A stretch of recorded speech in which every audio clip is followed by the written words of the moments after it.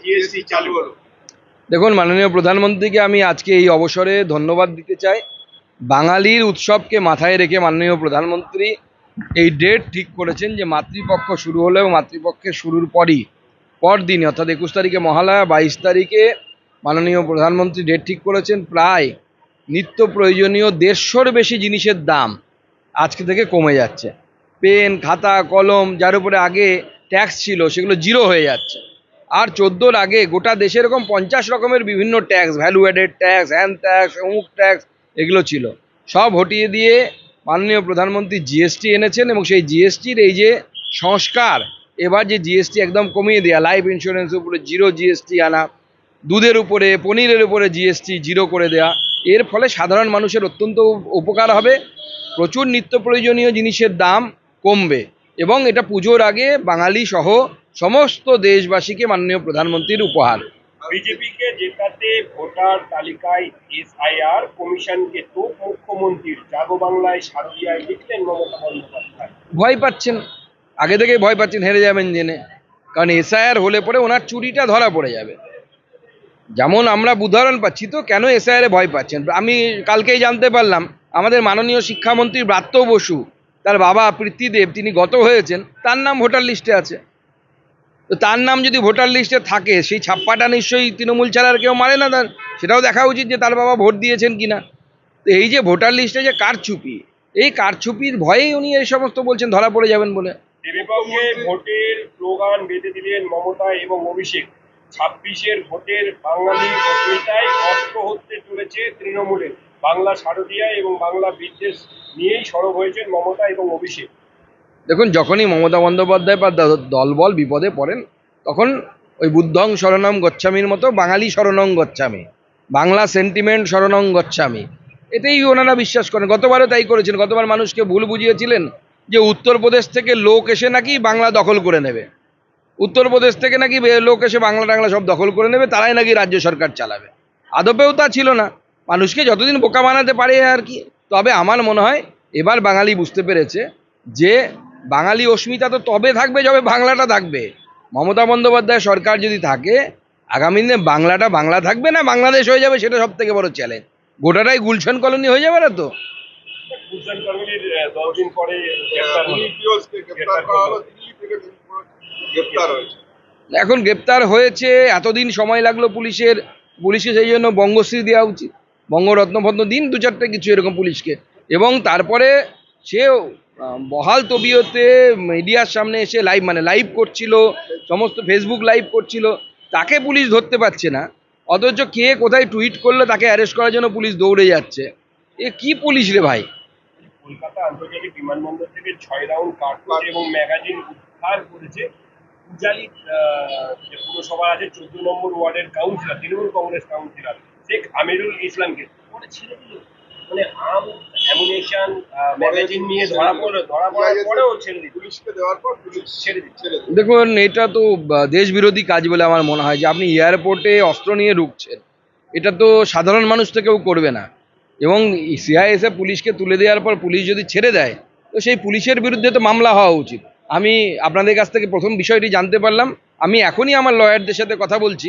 আমি লয়ারদেরকে বলবো যে কোর্টের শরণাপন্ন হওয়ার জন্য এই পুলিশকে উপযুক্ত শাস্তি দেওয়ার জন্য। শেষ প্রশ্ন, বর্ধমান মেডিকেল কলেজের বার্ষিক টেস্ট নিয়ে বিতর্ক, বিহারের বোতল নিয়ে নাচানাচি ভাইরাল ভিডিওতে প্রকাশ্যে এসছে এবং দেখা যাচ্ছে যে হোস্টেলের ঘরেও এই মদ বিক্রি হচ্ছে। নতুন কি দেখুন, রাজ্যটাই তো মদে চলছে।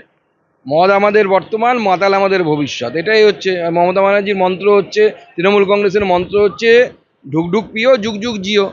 রাজ্যের মূল এসছে কার? আপনার মানে সরকারি কর্মচারী থেকে শুরু করে শিক্ষক, তাদের পুলিশ, তাদের মাইনে হয় হচ্ছে মদের টাকায়। মদের টাকা না এলে পরে রাজ্য সরকার মাইনে দিতে পারবে না। তো বিহারের মতো যদি এখানে কোনো বাইচান্স যদি মমতা বন্দ্যোপাধ্যায় সিদ্ধান্ত নেয় যে আমরা মদ বন্ধ করে দেবো, তাহলে আর রাজ্য সরকারের কর্মচারীদের মাইনে হবে না। এমনি পুজোর চেক বাউন্স করছে, আরও কত কি হচ্ছে। তো এই যে পরিস্থিতি, তাতে মদ খেয়েই বাংলা চলবে, যা মমতা বন্দ্যোপাধ্যায় তৈরি করেছেন বাংলা। শেষ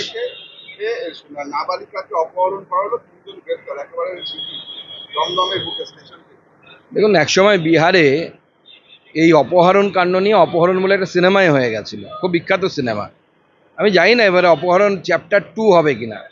অপহরণ চ্যাপ্টার তখন বাংলায় তো রোজগার নেই, তো যেখানে যে পাচ্ছে, যারা বন্দুক চালাতে পারে তারা অপহরণ করছে, যারা বালি সিমেন্ট বিক্রি করতে পারে তারা বালি সিমেন্ট বিক্রি করছে। অর্থাৎ গোটা রাজ্যটা এক কথায় বাজারে পরিণত করে দিয়েছে তৃণমূল কংগ্রেস। শেষ প্রশ্ন, আবার শেষ তাদের কথা। মুখ্যমন্ত্রী বলছেন যে বিমা থেকে জিএসটি কমেছে, যেটা বারবার করে তার চিঠিতেই কমেছে, যে রাজ্য সরকারের লস হবে তা সত্ত্বেও তিনি করেছে। দেখুন, জিএসটির মূল টাকা পায় হচ্ছে রাজ্য সরকার। প্রথমে হচ্ছে জিএসটি 50-50 ভাগ হয় স্টেট এবং সেন্ট্রালের মধ্যে। তারপরে যে সেন্ট্রাল শেয়ার, সেখান থেকে একটা অংশ আবার রাজ্যের কাছে ফেরত আসে। মানে বুঝতে পারছেন, জিএসটির মূল বিষয়টি হচ্ছে রাজ্য সরকারের ভাড়ার পূর্ণ করে। এবার মুখ্যমন্ত্রী বলছেন যে তিনি নাকি চিঠি দিয়েছেন। তাহলে প্রশ্ন হচ্ছে, জিএসটি কাউন্সিল যখন গঠন হয়েছিল, প্রথম জিএসটি কাউন্সিলের চেয়ারম্যান ছিলেন হচ্ছে মুখ্যমন্ত্রীর অত্যন্ত কাছের মানুষ, অর্থমন্ত্রী, প্রাক্তন অর্থমন্ত্রী বাংলার অমিত মিত্র। প্রথম যখন জিএসটি কাউন্সিল হয়, সেই জিএসটি কাউন্সিলই আলোচনা করে ঠিক করে যে কার উপরে কত ট্যাক্স জিএসটি হবে, আপনার মোবাইলের উপরে কত, এটার উপরে কত, আমার চশমার উপরে কত এবং বিমার উপরে কত। তাহলে প্রশ্ন হচ্ছে, প্রথম যে জিএসটি কাউন্সিল ছিল, সেই জিএসটি কাউন্সিলে মমতা বন্দ্যোপাধ্যায়ের কাছের স্নেহধন্য অমিত মিত্র কেন বিমার উপরে ট্যাক্স বসিয়েছিল? তাহলে তার জন্য ওনার চিঠি যদি ট্যাক্স তোলার জন্য দায়ী হয়, মানে উনি ক্রেডিট নিতে চান, তাহলে অমিত মিত্র যখন ট্যাক্স বসিয়েছিল তার দায়ীটা মমতা বন্দ্যোপাধ্যায়ের নয় কি? ধন্যবাদ। আবার কি आज मानने है, एक घर से नया जीएसटी लागू हो रहा है, दूसरे ओर अमेरिका ने वीजा का फी बढ़ाया है, क्या असर पड़ेगा? देखिए, अमेरिका के बारे में मैं कुछ नहीं कहना चाहता, इसके लिए हमारा एक्सटर्नल अफेयर्स मिनिस्ट्री है, वो बताएगा।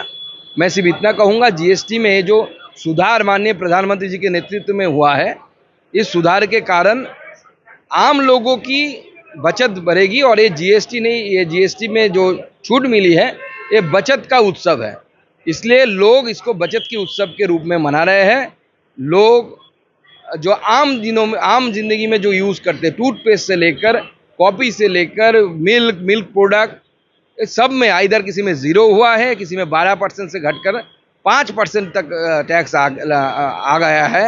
और इसके लिए हम आदरणीय मोदी जी को बहुत बहुत धन्यवाद देते हैं। और आपके माध्यम से लोगों से आग्रह भी करते हैं, माननीय प्रधानमंत्री जी ने जो आह्वान किया, आइए हम देश में बने हुए चीज़ों को इस्तेमाल करें, स्वदेशी को अपनाएं, मेड इन इंडिया चीज़ों को अपनी ज़िंदगी में लाएं। एयरपोर्ट पे एमुनेशन लेके पकड़े गए तृणमूल का काउंसिलर। तो तृणमूल का काउंसिल एमुनेशन लेके ही तो पकड़ा जाएगा, तो तभी ना तृणमूल जिससे के साथ जचेगा।